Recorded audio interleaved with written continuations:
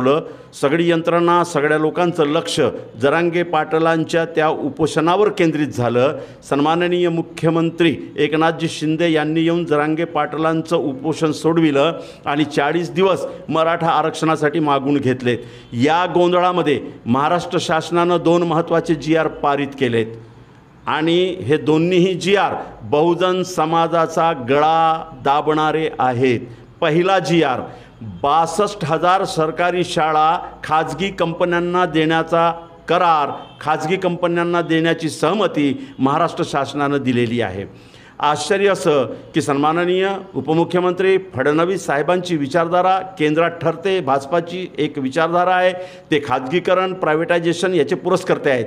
परंतु महाराष्ट्राचे मुख्यमंत्री सन्माननीय एकनाथजी शिंदे आणि उपमुख्यमंत्री अजित पवार साहेब हे महात्मा ज्योतिबा फुले, छत्रपती शाहू महाराज, डॉक्टर बाबासाहेब आंबेडकर यांच्या विचारांशी जुळलेले आहेत असं आपण जर मानलं तर यांनीही याला सहमती दिलेली आहे। ज्या महात्मा ज्योतिबा फुल्यांनी, ज्या छत्रपती शाहू महाराजांनी, ज्या डॉक्टर बाबासाहेब आंबेडकरांनी शिक्षण हे बहुजन समाजाच्या उद्धाराचं हत्यार मानलं, आता तेच हत्यार खाजगी कंपन्यांना देऊन टाकले। 62,000 या महाराष्ट्रातील सरकारी शाळा खाजगी कंपन्यांना जातील।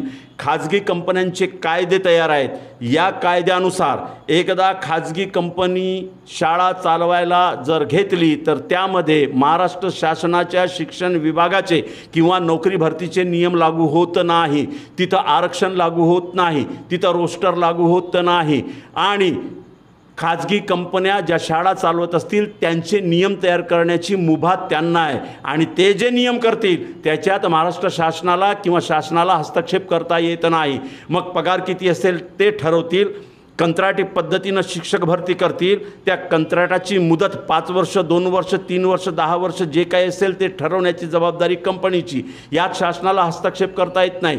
GPF नसेल, पेन्शन नसेल। एक लक्षात घ्या केवढा मोठा घोळ घातलेला आहे। आम्ही सगळे OBC भांडत आहोत महाराष्ट्रामध्ये आपापलं आरक्षण वाचवण्यासाठी। महाराष्ट्र सरकारनं मागच्या दारानं GRच आणलं की 62,000 म्हणजे एका शाळेमध्ये किमान जर 10 शिक्षक जर आपण निश्चित केले तर 62,000 शाळांमध्ये 62,000 शाळांमधले सगळे शिक्षक हे आता खाजगी कंपन्यांचे नोकर असतील। आणि ह्या कंपन्या कुणाच्या? या कंपन्या आमदारांच्या, खासदारांच्या। यांनी आधीच या कंपन्या रजिस्टर्ड करून ठेवलेल्या आहे। आम्ही गुंतलो होतो मराठा आंदोलनामध्ये आरक्षण मिळावं की न मिळावं याच्यासाठी आणि यांनी हा कायदा पारित करून टाकला, हा GR पारित करून टाकला। जे कंपन्या आहेत या कंपन्या शासनाच्या 62,000 शाळा दत्तक घेणार आहे। म्हणजे काय करणार आहेत? म्हणजे शासन जागेसह, त्याच्या आवारासह, क्रीडांगणासह, त्या वास्तूसह त्या कंपन्याला देऊन टाकणार आहेत। मग त्या कंपन्या तिथं चांगलं सुशोभीकरण करणार आहे, बाथरूम चांगले बनवतील, पंखे नवीन लावतील, वगैरे वगैरे वगैरे सोयी सुखसोयी सगळ्या उपलब्ध करून देतील। मग प्रवेश फी ठरवण्याची जबाबदारी कोणाची?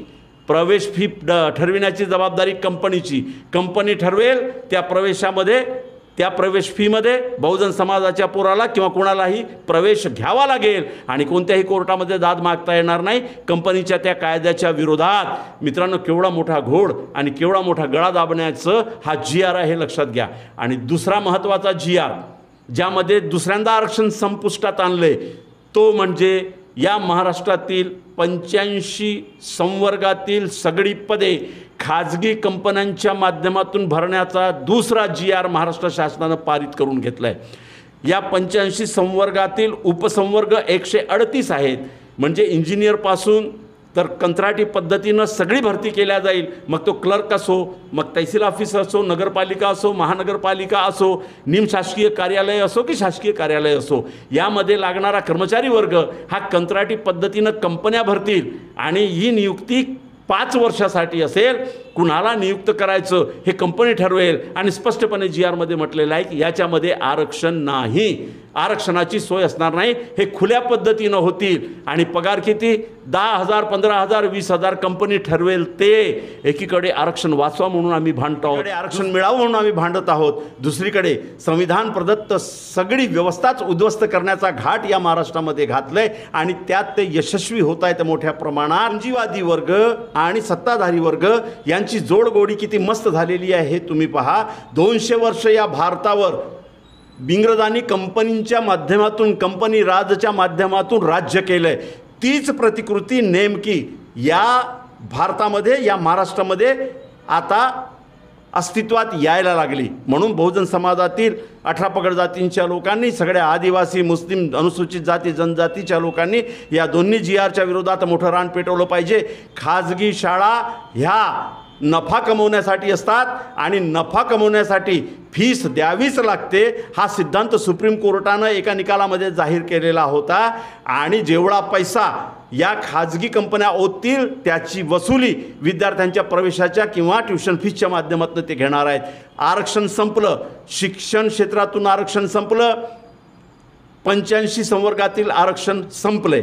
आता याच्या विरोधात सगळ्या बहुजन समाजाने महात्मा ज्योतिबा फुले, छत्रपती शाहू महाराज, डॉक्टर बाबासाहेब आंबेडकरांच्या नावानं आरोळी ठोकत जन आंदोलन उभं करणं हाच एकमेव मार्ग आहे.